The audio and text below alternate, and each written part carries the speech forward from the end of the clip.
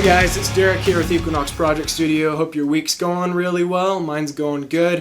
It's been good on the music front at least. So today I just wanted to do a quick little fun video on guitar reamping and kind of just make it a 101 type course, but it should also be helpful for some of you that have heard of reamping and are maybe looking to incorporate it into your workflows. I'm going to show you the equipment you need, but first let's just kind of go over what reamping is for those of you that may not know about it.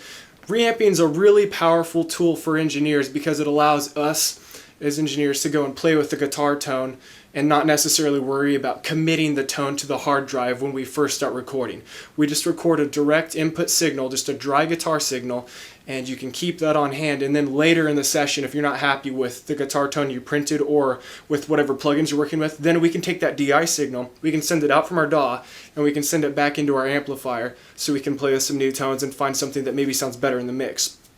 So essentially, it just allows for more flexibility at the mix stage, and it really allows you to find a tone that you love and to play with mic positions, different polar patterns, different amplifiers, whatever. You know, it's just a really flexible, very powerful way to get good guitar tones. So let's go ahead and just look at the equipment you guys need first, and then we'll get into the process and I'll show you guys how to actually do it. Okay, cool. So obviously enough, you guys will need your computer, your DAW software of choice. We're using Pro Tools here. I think you'll need probably a couple of cables. It may vary depending on your I/O situation. I like to have balanced cables if the runs are longer than 20 feet or so, just to prevent adding ground hum or signal degradation. Then you'll need your reamp box. I use the Radial Pro RMP, which is built like a tank. It's affordable and it does its job really well. And then you'll obviously need a microphone to record the performance from your amplifier. We'll just have an SM57 on there today for this example. Obviously your guitar amplifier will be needed as well. So if we take a look on the back of my interface here, you can see we've got outputs 7 and 8 are available. So we'll go ahead and send line output number 7 out from my interface into the reamp box. So that's where we're going to send our DI signal out for reamping, is output number 7. So we'll go ahead and plug into there now. And from output number 7, the other end of that cable will then go into the input of our reamp box here.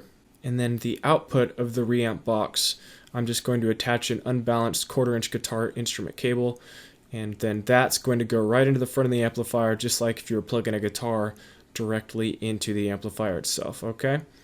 Okay guys, so let's just go through a scenario here right now.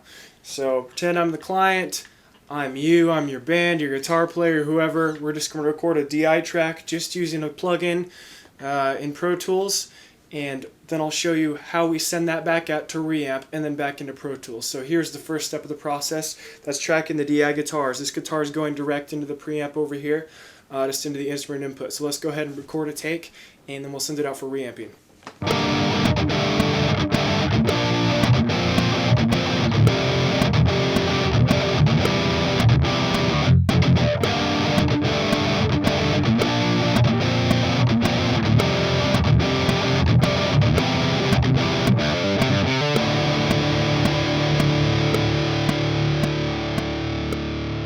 Okay, so we've recorded the DI guitar.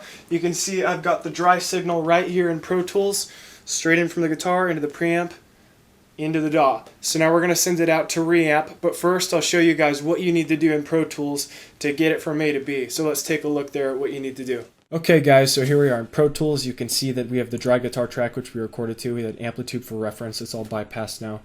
And then we've got our reamp guitar track, which is where we'll print to. So we're essentially just going to create a loop from Pro Tools to the amps and back into Pro Tools again. And if you remember, we plugged our reamp box into the output number 7 on the back of my converter box. And so we're sending our signal out of output number 7 to the reamp box, then to the guitar amp. Then the guitar amp is going to play into the SM57, which is in turn plugged into analog input number 2 on the interface, which is what our reamp channel is set to record to, is input number 2, which is that microphone. So we're going to go ahead and send this out, output number 7, which is where we have the reamp box plugged into. Okay, so that's physical output number 7, and we're going to want to set that to pre-fader, and we can still adjust the gain here to kind of get it hotter or less hot, just depending on your taste and how you want it to sound. I kind of find this is more of a natural area here in that negative 20 dB range, so that's we'll leave it. That's fine for reference. So now if I arm this reamp guitar track for record, you will hear some amp noise and amp hum. Okay, we've completed the loop. Let's go ahead and reamp this bad boy. Here we go.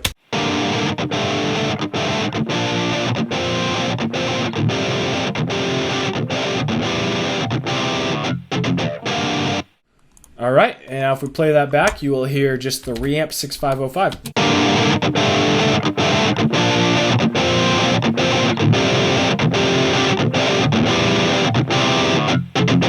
All right, guys, so really, that's all there is to it. That's reamping for you right there. It's a really cheap and powerful way to record guitars because it allows you to be so much more creative, and you can just have your client focus on the performance at the time of recording, and then you can dink around and do your thing as an engineer and get the sounds after you've already got a good performance committed to the disc there. Again, yeah, it's pretty cheap. That radial box would probably be the only piece of equipment most of you guys would need if you don't already have one, and they run about $100. But like a tank, it'll last you a lifetime. It'll do everything you need. It even has a cool little ground hum switch so you can take off any of the AC hum you pick up if you're running longer cables across the room. So I hope I explained it well and in depth for you guys. I tried to kind of go through literally every step of the process so it was as cut and dry and black and white as possible. But I appreciate you guys watching, and it would mean a lot if you would subscribe to my channel if you haven't yet. I hope to have tons of more informative stuff like this. There's a lot of it already on the internet and on YouTube, but I'd like to contribute to that myself and put some cool videos out there. We've got some good mixing tutorials coming up, hopefully focusing on some drums soon. So anyway, thanks again for watching, guys. Be sure to stop by the website, www.equinox-ps.com. Again, this is Derek signing off. Have a great week, dudes. See you later.